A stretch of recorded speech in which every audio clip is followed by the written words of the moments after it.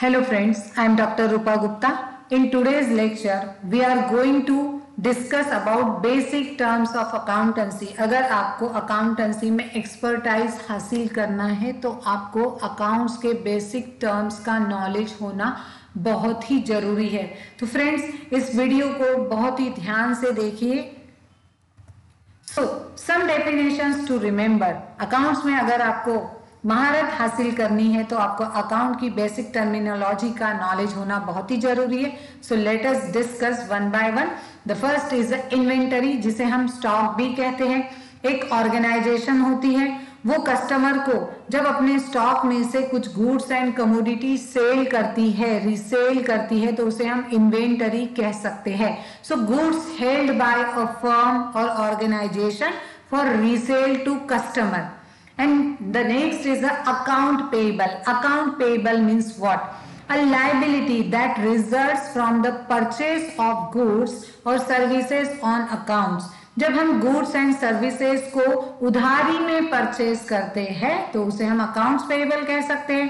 In the same manner, compound entry. So compound हमें पता है, the literal meaning of compound is the two or more than two things. तो इसी तरह से अकाउंट्स में भी a transaction that affects more than two account. अगर दो अकाउंट से ज्यादा किसी एंट्री का इंपैक्ट होता है दो से ज्यादा अकाउंट्स पर, तो उसे हम कंपाउंड एंट्री कह सकते हैं. In the same manner, what is meaning bye creditor, जिसे हम साहूकार कहते हैं, जिससे हम उधार लेते हैं, वो हमारे साहूकार होते हैं. One to whom money is owed is known as a creditor. Now what do you mean by debtor? Debtor means हम जो उधार लेता है किसी से उसे हम डेटर कह सकते हैं. For example customer, one who ओज मनी, जो उधार लेने वाला होता है उसे ही हम डेटर कह सकते हैं. Now the next term is liability. Accounts में लाइबिलिटी का बहुत इंपॉर्टेंस होता है, क्योंकि जब हम बैलेंस शीट की स्टडी करते हैं तो वहां दो टर्म्स इंपॉर्टेंट होते हैं, assets and liability. Therefore we should know what is the meaning of liability. It is something a company owes. मान लीजिए एक ऑर्गेनाइजेशन है, अगर उस ऑर्गेनाइजेशन को पैसे की जरूरत है तो वो किसी बैंक से उधार ले सकती है, अपने रिलेटिव से उधार ले सकती है. उसी तरह से जब हम मनी, सर्विसेज, प्रोडक्ट्स उधारी में लेते हैं तो उसे हम लाइबिलिटी कह सकते हैं, because in future we have to pay the refund of that particular thing, that is liability. Now what is revenues. Revenues क्या होते हैं? What are revenues? They are amounts received or to be received from customers for sales of products or services. एक organisation है, वो organisation अपने products and services customer को provide करती है और उसके बदले में उस ऑर्गेनाइजेशन को जो मिलने वाले सोर्सेस होते हैं, रेम्यूनरेशन होता है, उसी को हम रिवेन्यू या तो इनकम कह सकते हैं. फॉर एग्जांपल सेल्स के थ्रू, परफॉर्मेंस ऑफ सर्विसेज के थ्रू, रेंट के थ्रू, इंटरेस्ट के थ्रू हम रेवेन्यू जनरेट कर सकते हैं. In the same way, what are expenses. खर्च क्या होते हैं? अकाउंट्स की लैंग्वेज में एक्सपेंसेस किसे कहा जाता है? They are amounts that have been paid or will be paid later for cost that have been incurred to earn revenue. एक ऑर्गेनाइजेशन होती है, अगर उस ऑर्गेनाइजेशन को अपना एक्सपांशन करना है, डेवलपमेंट करना है, तो उस ऑर्गेनाइजेशन को अलग अलग डिफरेंट एस्पेक्ट पर एक्सपेंसेस करने होंगे. फॉर एग्जांपल, ऑर्गेनाइजेशन में हमें पता है कि बहुत सारे एम्प्लॉयज वर्क करते हैं, वर्कर्स वर्क करते हैं, तो उनके लिए हम सैलरी एंड वेजेस देते हैं. यूटिलिटीज होती है, सप्लायर्स है, सप्लाइड गुड्स होती है, तो उसके ऊपर हम खर्च कर सकते हैं. ऑर्गेनाइजेशन अलग अलग प्रोडक्ट टाइप्स के प्रोडक्ट्स को लॉन्च करता है तो उसके एडवर्टाइजिंग के ऊपर भी हम खर्च कर सकते हैं. So these are the examples of expenses. I think you all are understanding very well. In the same manner, what is owner's equity. So it is what's left of the assets after liabilities have been deducted. जब assets में से liability को minus किया जाता है तो remaining amount को ही हम ओनर्स इक्विटी कह सकते हैं।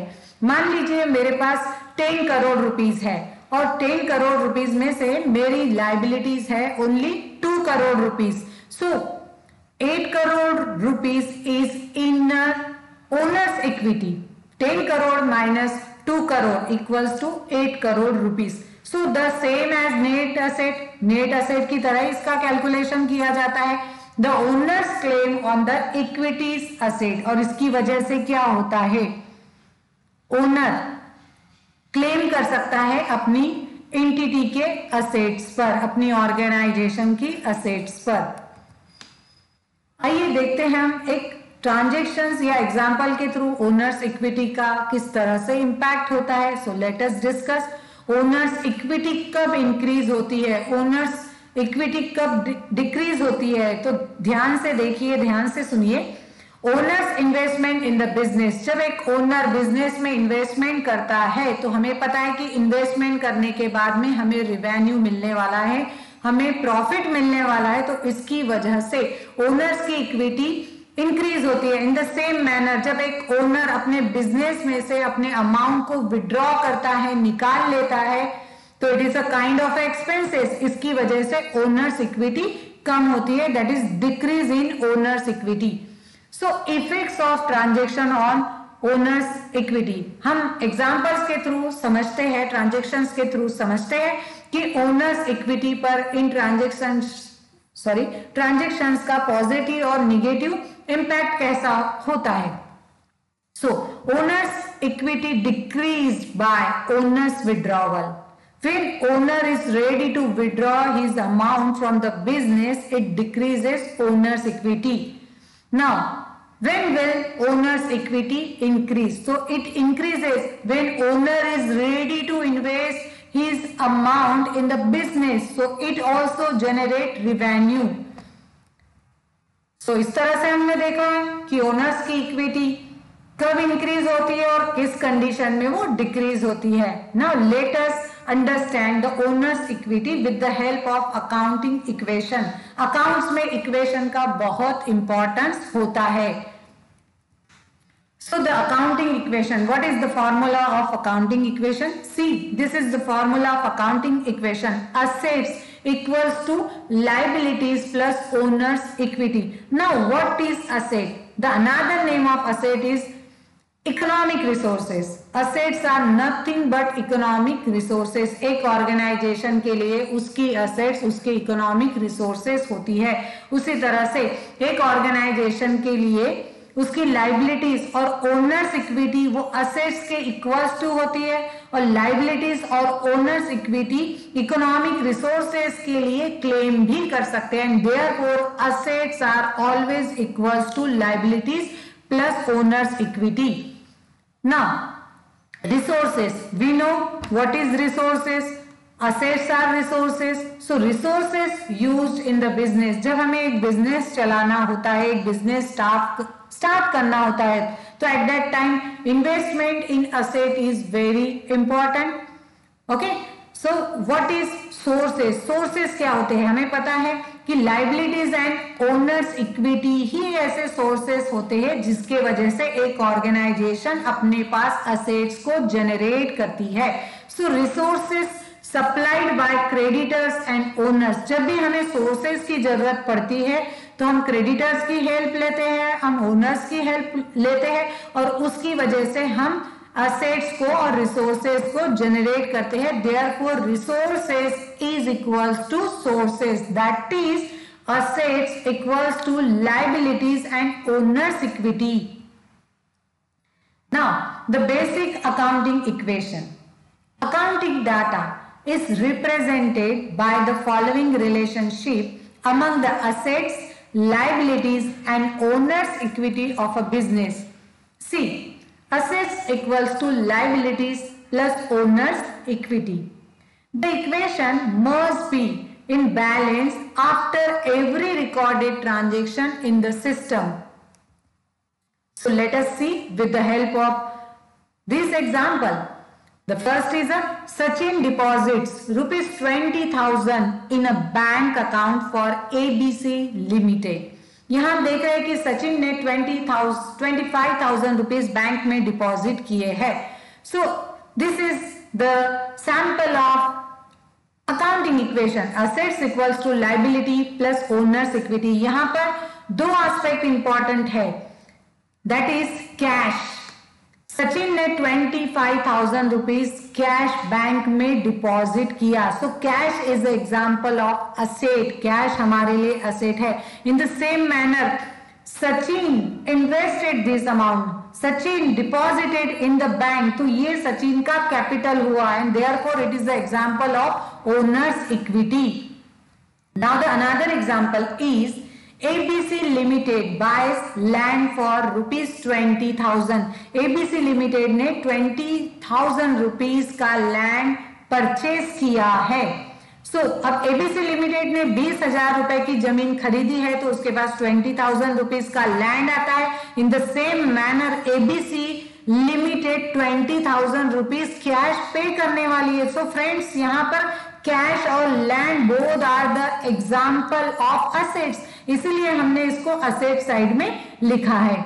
In the same manner see this is the another example. It is differ from earlier two example. ABC Limited buys goods for rupees 1,350 agreeing to pay the supplier in near future.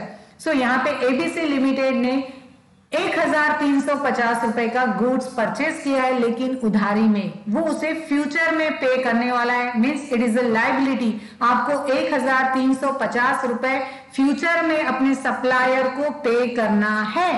आपके पास assets आपने purchase की है, goods आपने purchase किया है 1,350 rupees का, तो ये आपका असेट हुआ.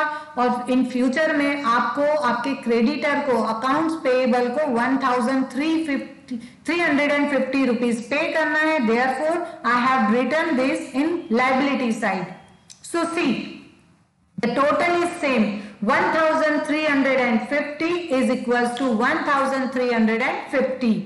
In the same manner, in another example, ABC Limited paid wages rupees 2,125, rent rupees 800, utilities rupees 450 and miscellaneous rupees 275 rupees. This is, friends, see, this is the format of accounting equation. एक side में हमको asset दिख रही है और एक side में हमें liabilities दिख रही है. But wages, rent, utilities and miscellaneous, these all are the example of expenses. ये सभी खर्च है. So इन सभी का total wages plus rent plus utilities plus miscellaneous, the total amount is 3,650. और ये हम पे करने वाले हैं, इसे हम पेड कर रहे हैं. तो हमारे पास से 3,650 रुपए कैश जाने वाला है. Therefore cash is example of asset. In the same manner आप इस पर खर्च कर रहे हो, so it is also example of owner's equity. So see 3,650 cash is equals to 3,650 expenses. Now this is the another example. ABC Limited pays rupees 950 to creditors on account. ABC Limited ने creditors को 950 rupees पे किया है. तो यहाँ पे two sides are important. जब हम किसी को 950 रुपीस पे कर रहे हैं, ABC Limited 950 रुपीस पे कर रहा है, तो ये इसके पास से कैश जाने वाला है और हमें पता है कि cash is example of asset. In the same manner आप अपनी लायबिलिटी को पे कर रहे हो, therefore it is example of accounts payable, that is 950. So see friends, cash equals to accounts payable, that is amount is similar, that is 950 rupees. In another example, इस example के through आप और अच्छे से समझ पाएंगे. Sachin withdraws rupees 2,000 in cash. Sachin ने अपने बिजनेस से 2,000 रुपीज विड्रॉ किया पर्सनल एक्सपेंसेस के लिए. तो जब हम बिजनेस से कोई अमाउंट, कोई सर्टेन अमाउंट विड्रॉ करते हैं तो हम उसे ड्रॉइंग कहते हैं. सो इससे सचिन के पास क्या आया, जब सचिन अपने बिजनेस से 2000 रुपीज निकालता है तो सचिन के पास 2000 रुपीज कैश आता है, and cash is example of asset. In the same manner Sachin अपने बिजनेस से विड्रॉ कर रहा है, that is it is example of drawing. तो ये ओनर्स इक्विटी है, इसकी वजह से इसकी इक्विटी कम हो रही है। And see the total is same, that is 2000 is equals to 2000। Now this is the summary of all these transaction. इसके बेसिस पर आप अच्छी तरह से समझ पाओगे कि असेट्स एंड लाइबिलिटीज क्या होती है। सो यहाँ फ्रेंड्स देखिए, कैश हो गया है 6700, परचेसेस 550, लैंड हमने 20,000 रुपीज का परचेस किया था, तो ये सभी एग्जांपल्स है असेट्स के।